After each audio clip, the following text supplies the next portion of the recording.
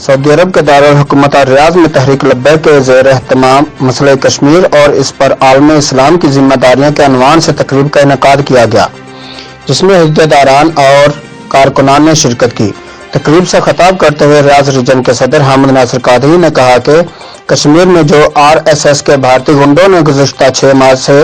زائد عرصہ میں جو قید و بند اور ظلم و ستم کے پہاڑ توڑ رہے ہیں، جو کسی صورت برداشت نہیں کیا جائے گا۔ حامد ناصر قادری نے مزید کہا کہ ہم حکومت پاکستان اور پاک فوج کے سربراہ جنرل قمر جاوید باجوہ سے مطالبہ کرتے ہیں کہ وہ پاک فوج کو کشمیری بہن بھائیوں کی مدد کرنے کا حکم دے۔ علامہ حافظ عمران سیالوی نے کہا کہ ظلم و بربریت اور درندگی کے شکار کشمیری مسلمان امداد طلب نظروں سے آج ہمیں دیکھ رہے ہیں،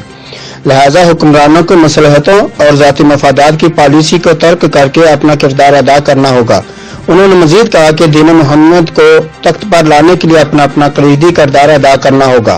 تاکہ ہماری آنے والی نسلیں دین محمدی کی پیروی کرتے ہوئے دین و دنیا میں عزت اور کامیابیاں حاصل کر سکیں۔ تقریب سے سیف انور، احسان انور، باسط علی، محمد عرفان جلالی اور امیر علی جلالی اور دیگر نے بھی خطاب کرتے ہوئے کشمیریوں کے ساتھ اظہار یکجہتی کیا۔